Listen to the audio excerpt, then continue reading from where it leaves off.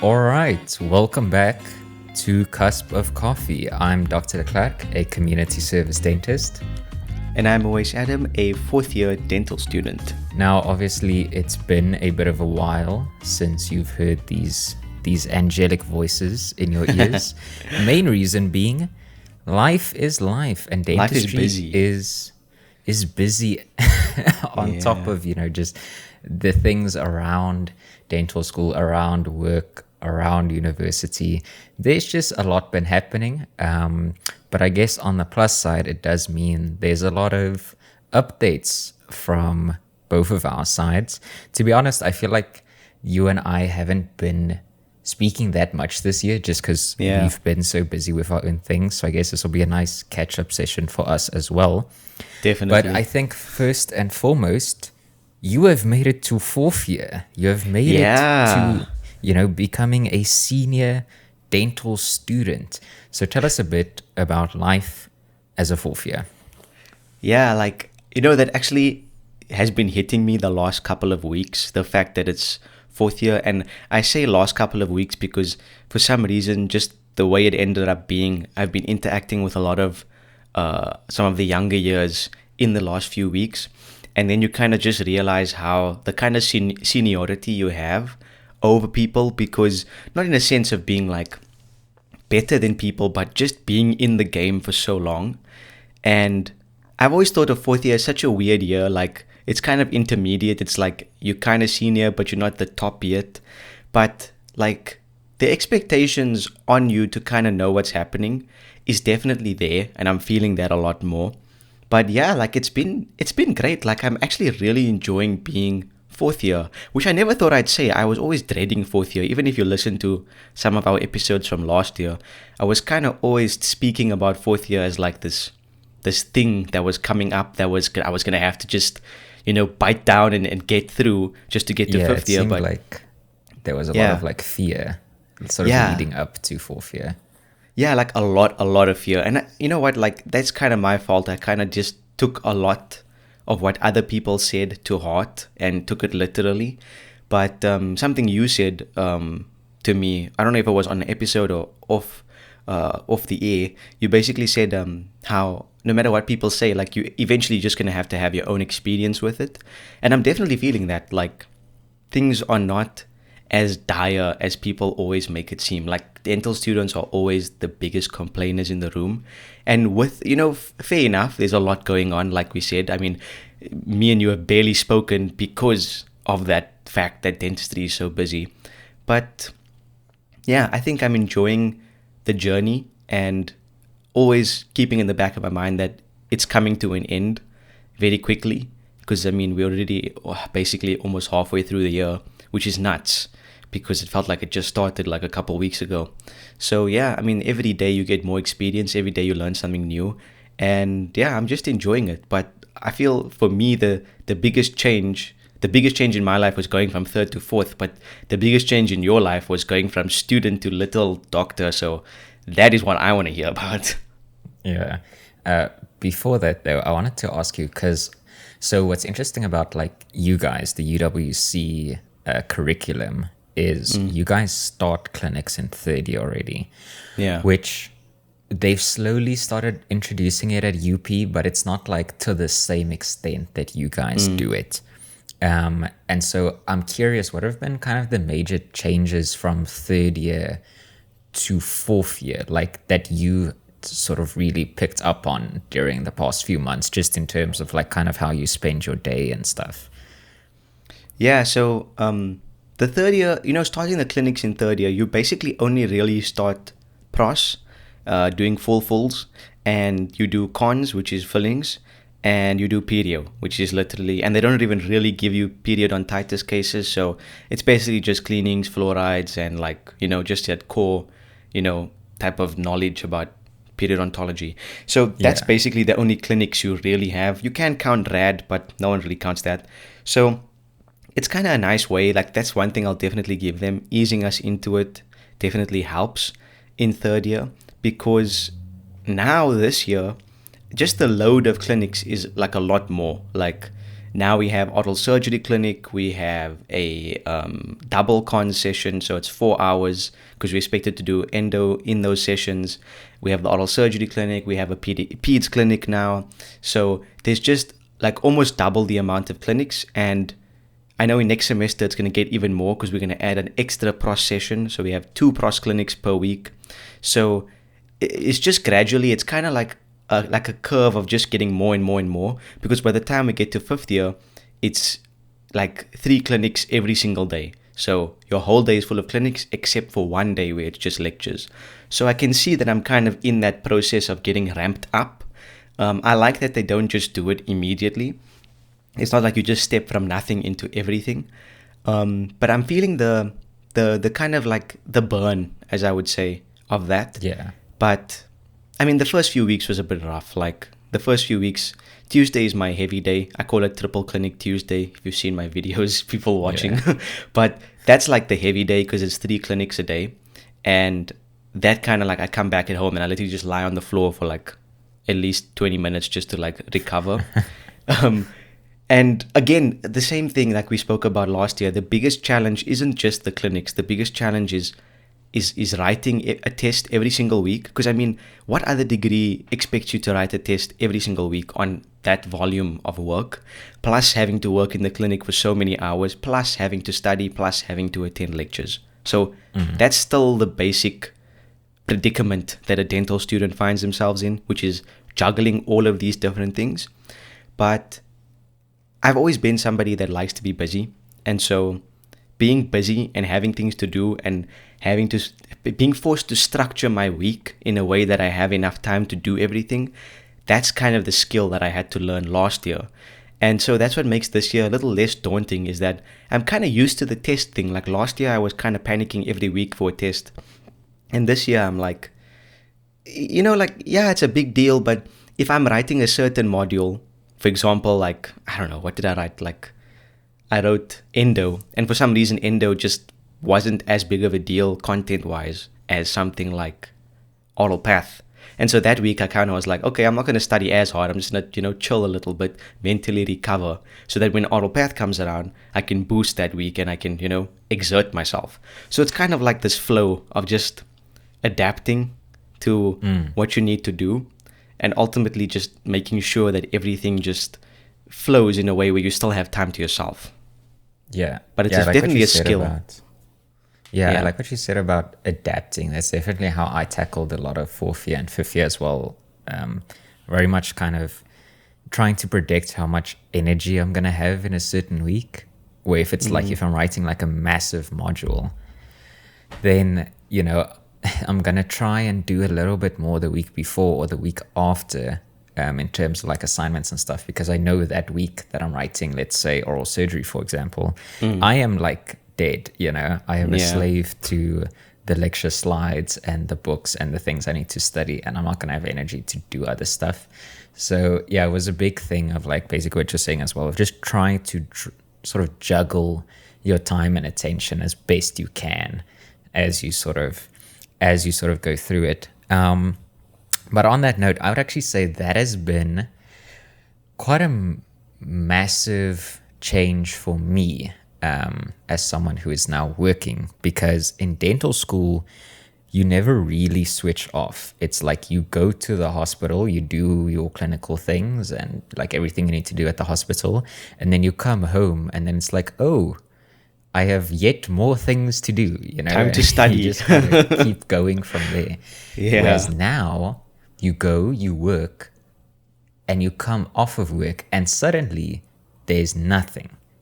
Yeah. Which is both kind of a good and a bad thing, because it was definitely a bit of an adjustment for a lot of us, and I'm speaking for my friends as well, where you get so used to working a certain kind of way in dental school that coming off of that, for example, coming home from work and then, just watching a movie or playing some video games or just doing whatever, you feel guilty because you feel like you should be doing something, but there's literally nothing to do. Like, you've done your work for the day. You don't have to take work home anymore, which I think is really, really good. But it has sort of interestingly, I guess, led to a bit of existentialism for myself and a lot of my friends, because now it's like, oh, I'm an adult now, and I have money, but I also have Yeah. responsibilities, and it's like, oh, I actually get to choose what I do with my time now, but like I have to, spend my time on things I actually care about instead of wasting it. And it's just like, it's an interesting kind of dialogue to Yeah. go through.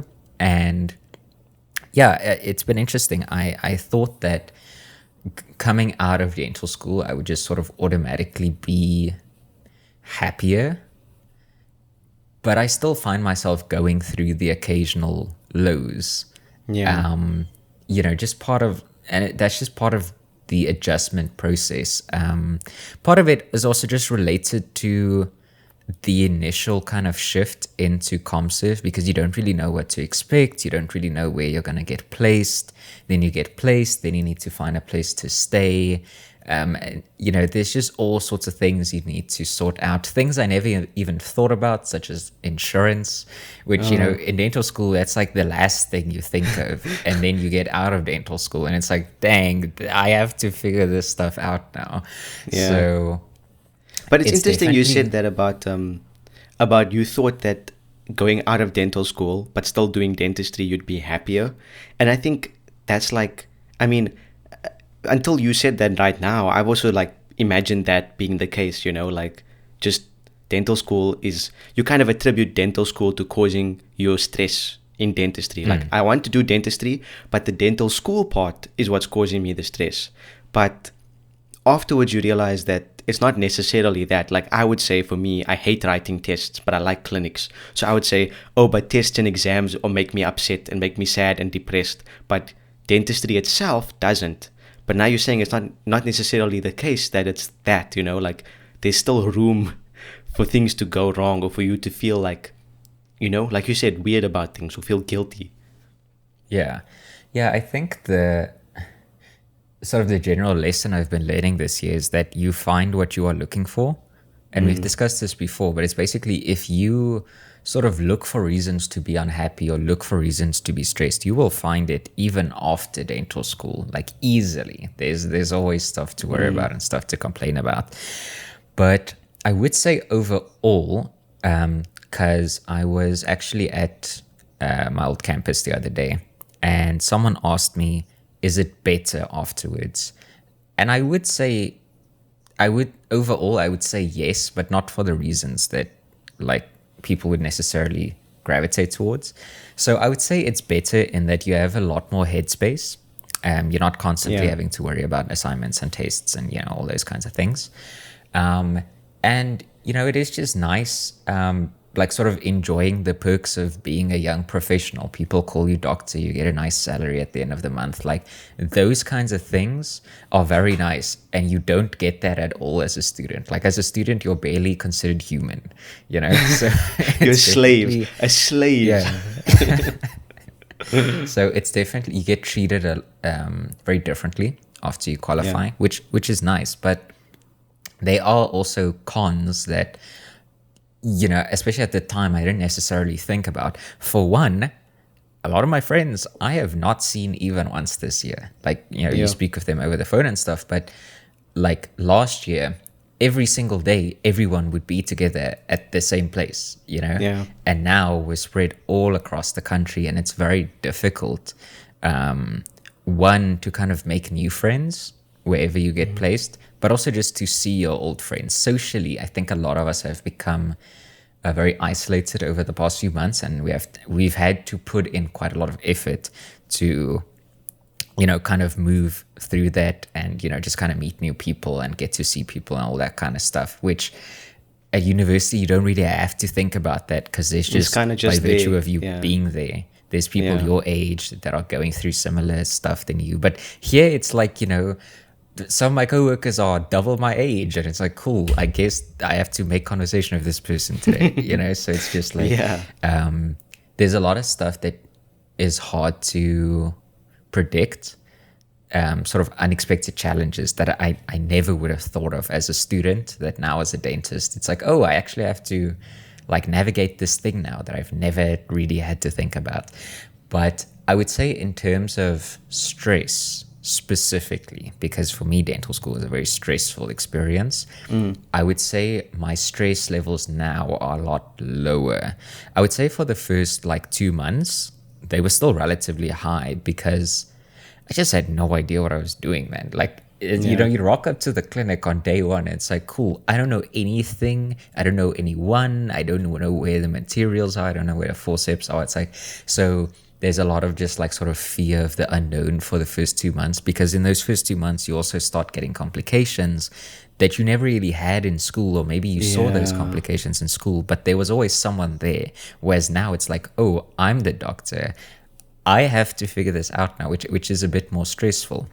So that's what I wanted to ask you about, because you say that your stress is less. And again, because I'm in dental school right now and my mindset is on that, I can be like, yeah, obviously that makes sense, because you don't have to write exams and you don't have to do clinical exams and you don't have to worry about presentations. Obviously your stress is less. But something most people in dental school really think about is, like you said now, clinical complications, or actually having to be like the buck stops at you. Now, I know you have other doctors working with you, but like 2 questions. So question 1 is, do you feel more stressed about the actual procedures of like doing your extractions? What I know that's the main thing you're kind of doing now. So do you feel more stressed about doing extractions? Are you taking extra measures to like, you know, make sure things like it doesn't develop into a dry socket, or you don't fracture something, or something like that? Are those things running through your mind more than they did at dental school, where you kind of just had a safety net? And 2, when you started out and things were very new and weird, was the fact that you knew very well how to do these procedures, was that any sort of comfort to you? Like when you walked into the clinic, where you're like, you know what, I don't know where everything is, but damn, if you give me a forceps, I can pull this tooth out. Was that a form of comfort? Or was it just like not like that? Yeah. Okay. So I think to answer the first question first, Yeah. I would say my stress when I rock up to work is very, very low. I would say part of it is just a numbers game. So if we take complications, for example, let's say there's, just for theory's sake, let's say there's a 1% chance that you will fracture the buccal bone when you extract a 1/6. If you extract 100 of those, one of them is going to fracture, you know? So just, it's purely a numbers game. When you roll the dice that many times, you're just naturally going to run into complications, no matter how skilled you are. The people above me, like my supervisors and the senior dentists that work here, I mean, some of them have been practicing for longer than I've been alive, and even they run into complications. So it's just a numbers game. And I think seeing that alleviated a lot of the stress for me, because in dental school, I don't know, it's almost as if whenever there was a complication, I would kind of take it personally, where I'd be like, oh, this is my fault, I'm bad, you know? Yeah. But then you get out into the real world and you realize, like, you know, reality is kind of messy. You're going to run into complications. But funnily enough, the more you run into complications and the more you know, get through those complications and you realize, oh, the patient's going to be fine, I managed this okay, the more confident you get. Because now there's a few complications that I faced this year that I've never had before. A dumb example, vasovagal. I never had a vasovagal when I was a student, but I think like 2 months ago, a patient had a vasovagal in front of me for the first time. And like theoretically, I knew what to do. I knew to just like, you know, basically turn them upside down to just let the blood go back to their head. Yeah. But in that moment, being sort of isolated in that clinic, I was flipping terrified. I was like, oh my goodness, this person's going to die. You know, it's just, so that first one, like very stressful, similar with other kinds of complications. The first time it happens, you're like, oh my goodness, I'm going to jail. But then you manage it and it's fine. And now whenever it comes up, it's like, oh, whatever. Like I've done these before. Like you don't even blink. Yeah. And I mean, just to give you an idea of the numbers, for example, my final year quota for extractions, I had to extract 50 teeth. Yeah. In the past 4 months, at the bare minimum, I've extracted like 700 teeth. Sure. So when Jeez. you've done that many extractions, it's very difficult to be scared of an extraction, you know? Yeah. But also in school, if you struggle with an extraction, there's an academic penalty for that. Like if I struggled with an extraction in final year, that would reflect on my marks. Now, if I struggle with an extraction, it just means I'm going home a little bit later. But other than that, there's no real ramification. And because there's no real ramification, it sort of gives you the confidence to like actually sit and try and figure it out. An absolute worst case scenario, you just end up referring it to like the regional hospital where they have better dentists and better equipment that can take out the tooth if you really cannot get it out. So there's a lot of like safety nets in place, and having that there kind of gives you the confidence to play around a little bit more, and to really just, you know, try and improve. And I would definitely say I am like an infinitely better clinician than I was 4 months ago. And because of that, now when I go to work, my stress levels are quite low. So the first 2 months, you know, it's that thing of like, oh, what's going to happen today? You don't know. But now it's like, okay, well, I've been doing this for 4 months. I've had quite a few complications, but I managed to survive all of them. So it's not really that tense anymore. And then with the second question, you know, kind of that sense of comfort, I would say yes, because I mean, when you go into ComServe, you're getting sent somewhere that you've probably never been, to a clinic that you've definitely never been to, working with people that you've never met. You know, and now you are expected to work and to be a professional and a young doctor and all know all these different kinds of things. But there are certain things that don't change, you know. My one supervisor in final year used to tell me a tooth is a tooth is a tooth. And, you know, whether you're extracting, just for example, like a Perio 1-1. If you're extracting a Perio 1-1 in school, or you're extracting a Perio 1-1 in a storage container in the middle of a field, in that moment, it is exactly the same thing. It's the same tooth. And so I definitely think like once you start getting a little bit into the flow of the work, a lot of it just comes rushing back. And to be honest, and we spoke about this a lot when I was still studying as well, of like, you know, sort of leaving your ego at home. And I've definitely been sort of championing that idea this year, where this year, if I don't know something, I'm super honest about I don't know, and I will phone someone who knows, or I'll try to get a second opinion or whatever. Because the thing is, at the end of the day, when those patient files get signed, it's my name on that document. So it's like, you know, I don't want to lie to a patient or try and do something where I don't actually know what's going to happen, and then something goes wrong, and then, you know, I am liable for all of that. So I would say like just sort of the legal aspect of things definitely motivates you to kind of put your best foot forward, and to really just leave your ego at home, because there's not really space for it in like, you know, rural dental clinics. So I would say that's kind of been the experience when it comes to just like stress and complications and that kind of stuff.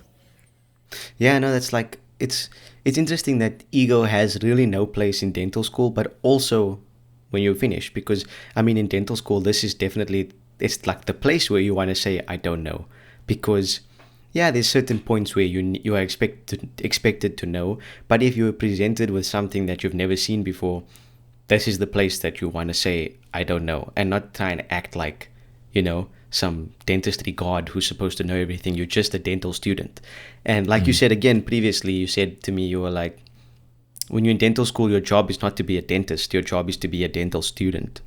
And that's so important, because asking so many of those questions and actually saying I don't know when you're studying, when you actually get to ComServe like you are now, you'll have so much more experience. And ultimately, you know, when you walk into ComServe, I genuinely believe, and it's even more clear to me now based on what you're saying, you're really not going to know much, even though you studied for 5 years. So you might as well use those 5 years to ask as many questions as you can and get as much knowledge as you can.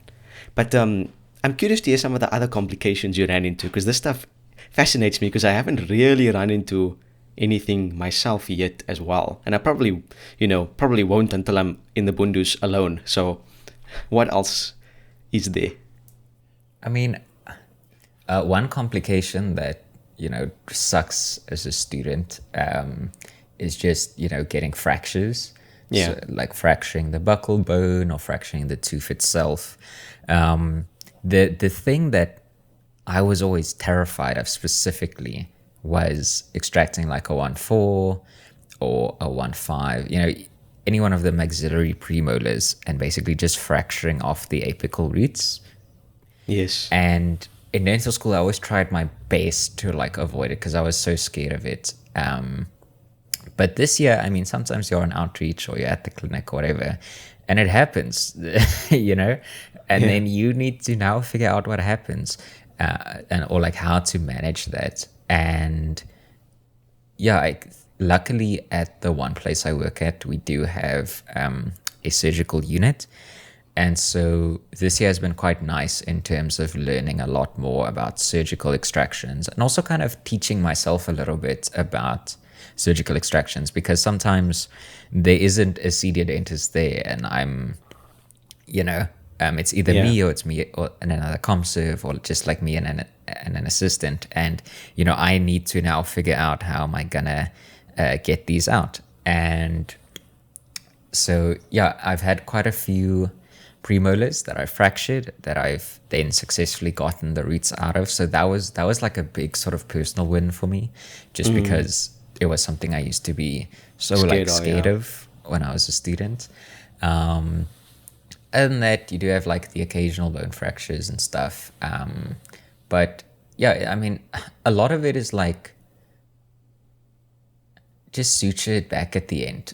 That's really what a lot of like kind of extraction related complications comes down to, is just make sure the wound can heal properly afterwards. And it should be fine. And if you suspect that like maybe the sinus is open, for example, or just whatever, if you really doubt it, then just go ahead and make a referral. Just get an x-ray and confirm, and then figure it out. Like, I think the big thing is just don't be scared to refer and to ask.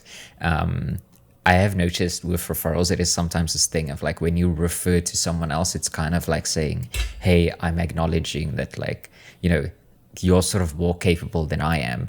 But in my case, I'm like, who cares? Like, it's not my health that's, at stake. It's someone else's health. And at ultimately, the end of it's final in the year, best interest of the patient. Yeah, and I mean, at the end of final year, you lay down the Hippocratic Oath. So, it's patient first, even if your ego might get a little bit bruised, whatever, It's fine. Just admit like, hey, I did this thing. There was a complication. I am sorry. Please fix it. So, yeah. The other big thing I feel like that's been interesting when it comes to CompServe is just sort of seeing yourself change as well. And kind of, because I remember right at the start of the year, I had like a ton of imposter syndrome. And whenever people would call me doctor, I'd be like, yo, that's funny. Anyway, like I wouldn't internalize it at all. Whereas now it's like people call me Dr. Klerk. I'm like, yeah, that's me. How can I help? And it's like, it doesn't love it. Like it doesn't feel strange, Yeah. But yeah, it's weird. I'm still the same age I was when I graduated, but for some reason I feel like a lot older. And I think part of it has been that kind of identity shift. Like last year, I still felt very much like kind of like a student, and I still wanted to go to like student activities and stuff. And now I don't know, I just feel a lot more like an adult. I think because in dental school, like dental school can be sort of very all consuming.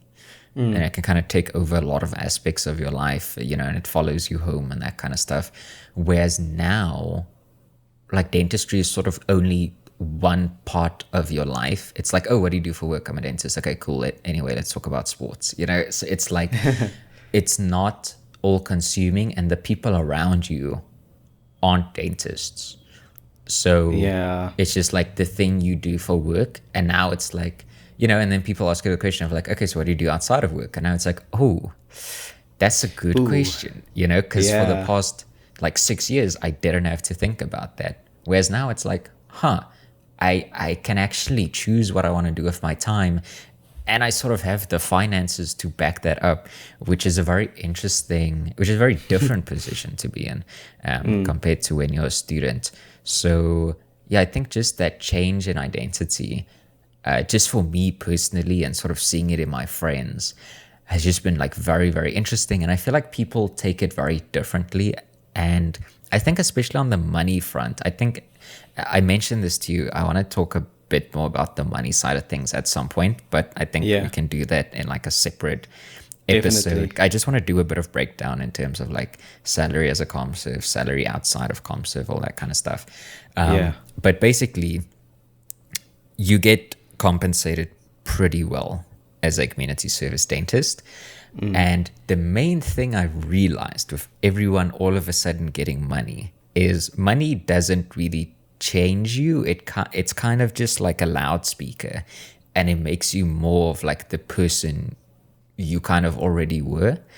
And yeah, it was just kind of interesting seeing some people just like the stuff they would spend money on, and like the clothes they would buy, and like the cars they would buy, and all that kind of stuff. And just the main lesson I learned is that in dental school, I feel like I spent a lot of time kind of working on myself, and it's stuff that you and I talk about a lot as well. It's like you kind of want to grow as a person as you're growing as a student. And I'm sort of glad I put in the time to do that, because now that I'm done, I'm very much realizing that like money doesn't magically solve all of your insecurities. If anything, it just kind of amplifies it. And just kind of shows it to the world, that the specific stuff that you're insecure about or the anxieties you have.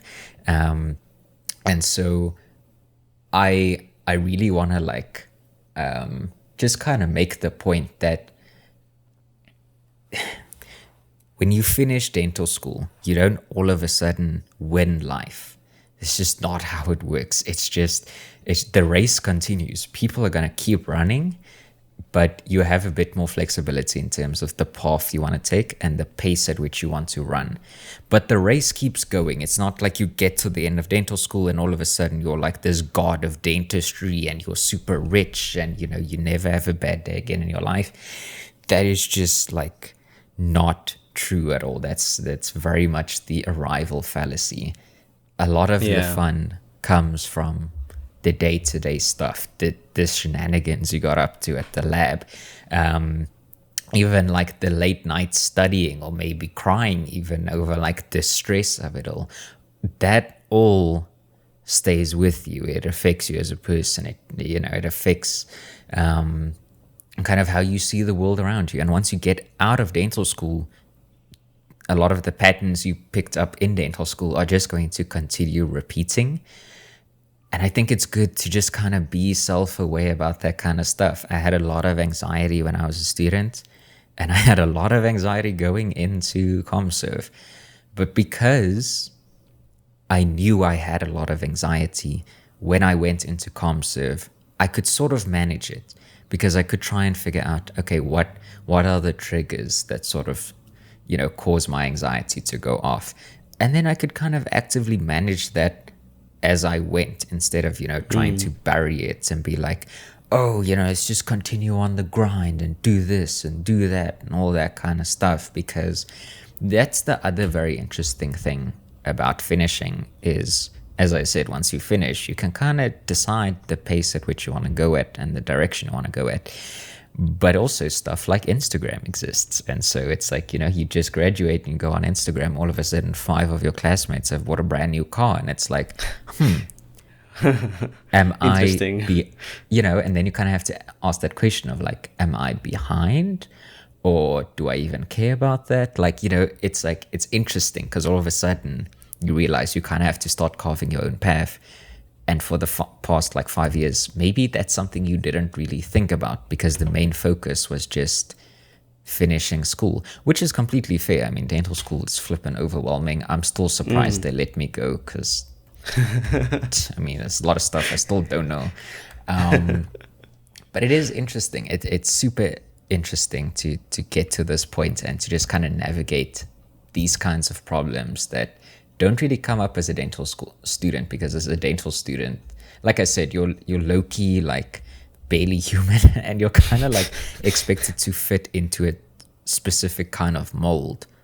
Yeah. But you don't have to do that once you finish. You kind of get to decide what the shape of your life is going to be, which has been I would say a very fun challenge so far, but still like challenging. Like life doesn't suddenly go on easy mode the moment you finish. And that's just something I know I said it as a student even, but now that I'm out of dental school, I'm very much doubling down on that idea of it is the journey, because the journey is just going to continue even after you cross that very big milestone.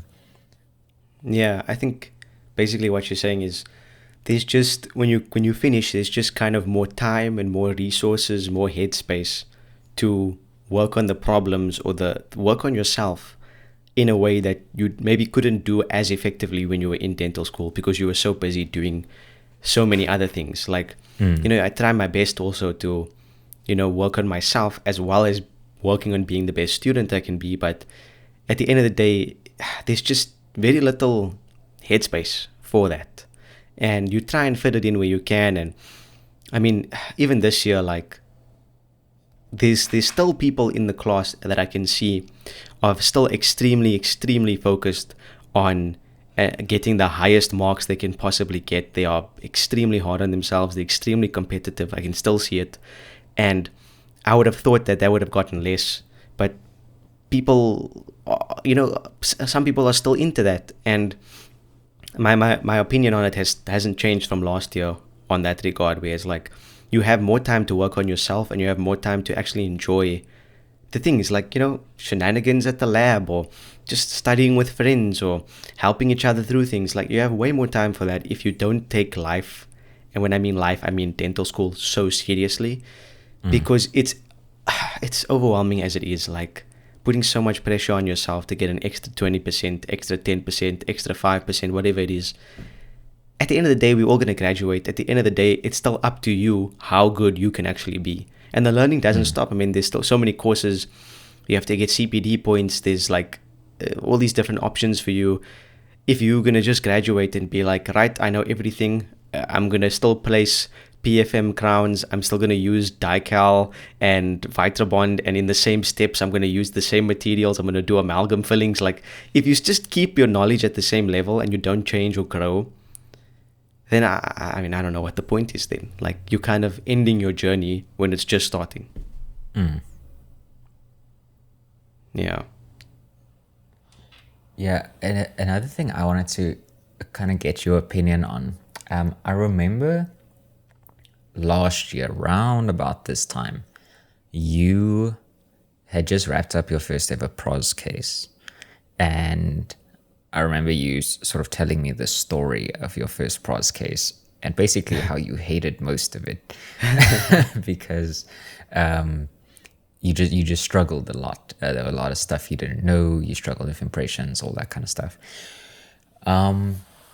For me, I hated extractions. That was by far the module I hated the most, was orofacial surgery when I was a student. Now I just don't care about it at all. Like, I just don't have an opinion because I do it every day. So I'm like, okay, it's whatever, It's It is like, what it is. it doesn't set my soul on fire, but I don't hate it either. I just have a very neutral feeling towards it, by virtue of just being exposed to it constantly. Exactly. So now I'm super curious. Now that you are in fourth year, and for example, pros, you have like 12 months experience behind you. Yeah. How do you feel about it now? And like, I guess just in general, kind of clinical work, like how do you feel about it now that you've sort of just been in the trenches for a little bit? Yeah. So this is actually very interesting. I was thinking about this recently actually, because so okay, let me start with, I want to go over 3 clinics basically. So cons, pros, and oral surgery. Very different, 3 very different clinics, very different skills. But for example, cons, that was the clinic, like basically you just literally, like, let's ignore the endo part because I haven't even really done my first endo on a patient yet. But let's just focus on the fillings aspect. I mean, you kind of spend half of second year getting used to a handpiece, and you spend the entire third year just churning out fillings. And I did quite a few. And so coming into fourth year, I was like, I mean, this is my off clinic. Like, I go there and I just work like it's not a big deal. And having that mentality, there has been a couple days now, even actually recently, like, I mean, last week Friday, where what I thought was a simple filling, I had this whole plan, and it just knocked me completely off my chair. And I was like, whoa, why am I struggling with moisture here? Why am I struggling with a bleed here? Like, and then I had to realize, pull myself back and be like, whoa, you're treating yourself as if you have 20 years experience. You just have a year of experience with this. Like, Yeah. relax, it's fine. Like, it's going to suck sometimes. And after that really bad con session, which wasn't bad, like I still salvaged it, but I just struggled more than I felt I should have. And I was getting my paperwork signed, and my supervisor looked at me and he was like, why do you look so down? And I was like, nah, I feel like it was a bad session. He was like, my friend, that is dentistry. And that line penetrated through my entire body. And I was like, oh yeah, like, that's just dentistry. Like, I couldn't have predicted that. I tried everything I knew to make it work. And at the end, I kind of got it to work. So, like, in that, the lesson I learned was, even though I have more experience than I have for other clinics, I still can't take it for granted. Then you go into oral surgery, which is a clinic I moaned about a lot last year, especially on the pod, where I kind of just was really, really scared. I didn't hate it. I just really wanted to be good at it, and I wasn't. And this year, it's basically my favorite clinic, which is insane to me because last year I literally dreaded it every time. We only had a couple weeks of experience. At the start of this year, I was petrified, and something just clicked, and now I can feel when the ligaments are snapping. I can feel when the tooth is going to come loose. I can feel when I need to put a bit more pressure or less pressure. And once again, I'm kind of like keeping my sort of, what do you call it, my feeling about it. I'm kind of suppressing it because I know I don't want the same thing in cons to happen to me in oral surgery where I expect now I suddenly know everything. But Yeah.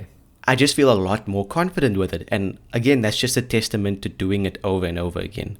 And so that's become now my favorite clinic because I enjoy the process of it. And then Pros, which was notorious for being my worst ever clinic last year, that, like, I still haven't done that many. I did 3 fulls last year and I did 1 this year. And I'm currently busy on 2 partial denture cases. And while I am definitely enjoying Pros a lot more, even content-wise, lecture-wise, like, I really enjoy learning about these things. A couple people actually joke with me every week, like, even if Uwais bunks 1 or 2 lectures, when the Pros lecture starts, he's going to be there and he's going to be literally in the front listening. And I don't know why that is, but I just find it really intriguing and very interesting because it's very practically applied. Like, everything you do for a reason. And so that aspect of Pros really appeals to me. There's still a couple things I struggle with. And again, I have to put my ego aside and be like, yeah, impressions, they still hurt me sometimes. Like, they hurt me emotionally sometimes. Like, it's not great. I still am not, I'm not great at it.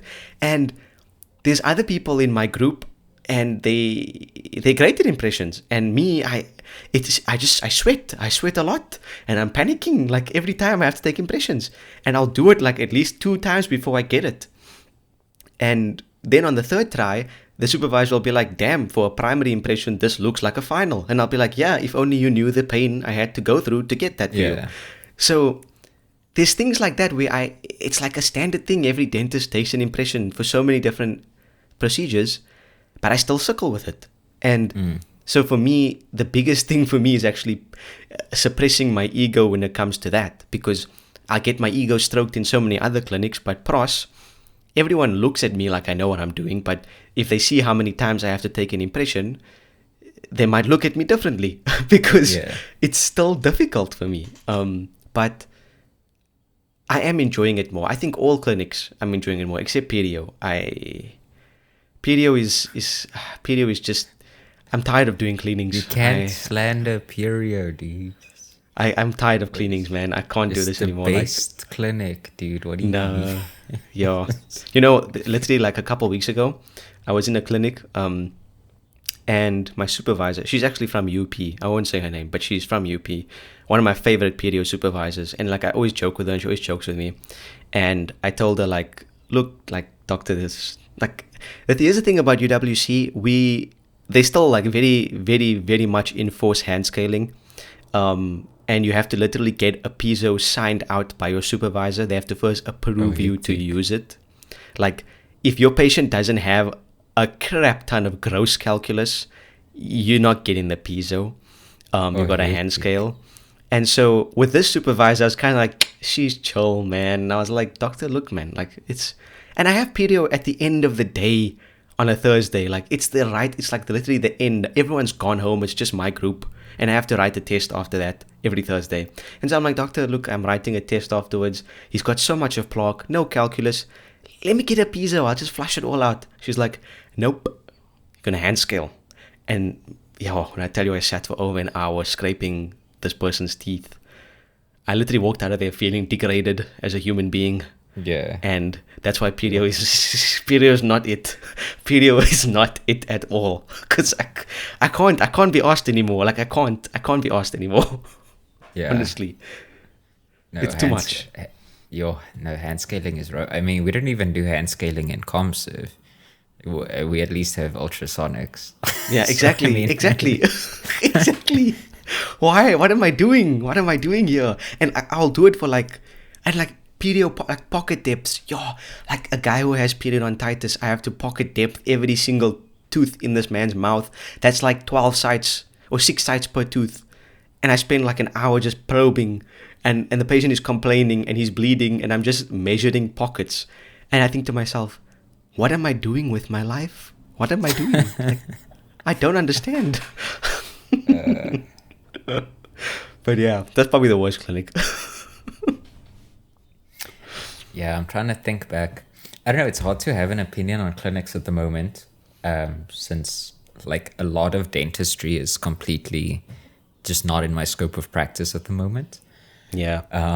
By the way, just because I got some questions on this, scope of practice in ComServe, majority of the time, simple extractions. If you are lucky, you will have a surgical unit, and then you can do surgicals. Most of us seem to have scalers, like ultrasonics, so scale and polish. And then like a select few of us are able to do restos. So I'm one of the lucky few that can actually do restorations, which has been nice, because I don't have to, that's at least one skill that I don't have to learn from scratch if I go back into private. And then if you end up in the military, you can do full scope. So if you end up in the military, you can do dentures, you can do endo, you can do crown and bridge, you can do pretty much whatever. So there's like no endo for you? No. So basically, like what does that mean? Does that mean there's no material, or does that mean there's no equipment, there's no files, there's nothing? Like, there's just no endo? There's nothing. There's nothing to do endo with.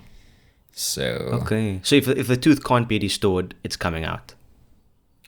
Pretty much, when in doubt, rip it out. That's the that's kind of the motto. Yes. Usually a lot of people will come in and they don't even want the resto. They just want to take out the tooth, and then you have to sit and convince them to just do the restoration. But also I think a lot of people, they travel sometimes over an hour just to get to a clinic. The last thing they want to be told is they need to come back for 2 or 3 more visits. So it is also like, you kind of have to take in the wants and needs of the patients as they come. And if they want a tooth extracted that can be restored pretty comfortably, what do you do? Do you take it out, or do you say no? Or is it just patient is always right, or what do you do there? Yeah, well, look, you can't say right, say no, because the patient has a right to access to healthcare and autonomy. So ultimately, you as the healthcare provider, you can advise as best you can, but ultimately, if the patient wants the extraction and they feel the extraction is best for them, then You gotta you go do for the it. extraction. Yeah. Okay, okay. Because if they completely don't want the extraction, then the only option is either extraction or no extraction, but you can't do no extraction because then you're not getting access to healthcare. So then True. you do the extraction. So yeah. But funnily enough, those are always like the happiest patients, the most grateful patients, because they are usually in the most, like, for them, their pain is very severe. Yeah. This is an interesting thing. So my clinical partner and I from final year, Ash, we this year we've been thinking a lot about just pain, because you see a lot of people every day, and so you see a lot of people react very differently to pain, injections, Yeah. whatever. And what you'll find is that sometimes you think it's going to be painful for the person. They don't even care. Like, they are on a different planet. That you can do whatever. And then you get other people that you touch them with the mirror and And they they jump. feel Yeah. pain, you know? But for them, like, their pain is real to them, Yeah. even though Yes. to you it might be nonsense, you know? So it's been very interesting kind of navigating that, and just kind of respecting that a patient's pain, regardless of how you feel the pain level is objectively, pain is real to the person experiencing it. And so you have to kind of treat that accordingly. And yeah, the thing is, when you see that many patients, it is easy to become a little bit emotionally detached. Yeah. I think it's just like a bit of a human nature thing when you're interacting with that many people every single day. And a lot of them you're sort of giving a bit of an unpleasant experience to. You can't be there emotionally for all of them. You wouldn't have anything left by the end of the day. Funny enough, I actually experienced that specific thing, and I didn't understand it until you actually said it now. Because I don't know, it was last weekend. Yeah, last weekend I did my first outreach with the university, and where we kind of like were allowed to just extract on our own. I mean, there were supervisors, but like it's kind of like it's up to you to extract. And I did probably like 30 extractions there, more than I've ever did in one day in my life. And there was like literally 30 patients just for me. And I did notice myself getting, like, at the start, my first patient, I'd be like, hello, how are you? What's going on? Hear a bit of their life story, and, like, take a lot of time with the injection and be a lot more supportive. But then as the end, and then there's the pressure of like, there's too many patients. We need to get through these patients. You need to move faster. Only one tooth per customer, all these different things that you're just not used to at faculty. Because at faculty is like, what? You maybe extract at best 2 teeth a week, and yours like 30 in one day, in a few hours. Yeah. And so then by the last patient, I had to like actually like remind myself, like, hey, like, this is your 30th patient, but this is their first dentist. Like, Yes. Yeah. you need to still somehow find the time or the energy to put in the same amount of effort, and not just dismiss them when they were complaining of, when it's like the 50th person complaining that it's sore. And you're like, yeah, I know it's a broken tooth. Like, I didn't break this tooth. Like, it's not my fault it's sore. And you have to like, no, you have to like pull that back and be like, I'm the Yeah. professional. I need to be diplomatic, and I need to give them the same attention. And that's so difficult. Like, I've never actually had to do that before. And that's definitely something I need to work on, because by the end, man, my energy was like dropping off, and I was just, it's become so like a machine. And you can't do healthcare as a machine. Yeah. Yeah, that's definitely something that's been on my mind lately that I've just been trying to manage a bit better. I actually had a very recent experience with this where this past Monday, I was working at one of the busiest clinics we have, and then my colleague was sick. So I ended up being the only person there. There was like, so I had to do all the admin, I had to do the dentist work, and I had to be my own assistant. So I was kind of doing like three people's job on the same day. And there were just a lot of, like, it's intimidating when you get there and there's just a waiting room full of people and they're all waiting for you. Yeah. I definitely kind of felt the pressure. But then, I'm sort of packing things out. I'm like, oh my gosh, I have to get through all these people, and I still need to go do some paperwork after. And like, I'm kind of setting myself up for a bad day. And in that moment, as I was like packing out the instruments from the autoclave, I just stopped. I was like, okay, whoa, you just got to work and you're already having a bad day. You haven't even seen anyone yet, and you're like deciding to have a bad day. And something I've been telling myself a lot recently is that if you can be in a bad mood for no reason, you can be in a good mood for no reason. So I was just like, okay, we're just going to be peppy today. And I just put a smile on my face. First patient came in, and this patient was flipping terrified. Because apparently another patient that was there in the waiting room had like a bad experience in the past with a dentist. And so this patient was just going around telling everyone about like, just like how horrible it is, and they yank you around and they break off your tooth and all this kind of stuff. So this poor patient is coming in deathly terrified of me. But then, funnily enough, shortly after that, like another patient came in. That was actually one of my previous patients that I had seen like 2 months ago. And that patient was related to the patient I was seeing. And then this patient was like, the one I had previously treated. This patient was like, actually, he's a very nice doctor. He's very gentle, all that kind of stuff. And then you could like visibly see the person in the chair just like start unwinding and just like taking a bit of a breath and stuff. And in that moment, it made me realize like how big of an effect your words and your actions and your personality have on someone. I think you put it like super beautifully, where it might be the 30th patient for you, but it's their first dentist. And so you have to be, sometimes you got to be a bit careful with that. And it's impossible to do that all the time. Some days, there's just too many people. You got to get through it. We had one day where literally I left the clinic at like just after 6 p.m. Yeah. So I rocked up at 7:30. I saw patients until just after 6 p.m. No lunch, nothing, just patients. So, when you get to patient number 42, I'm sorry, it's going to be open up. Which tooth do you want to take out?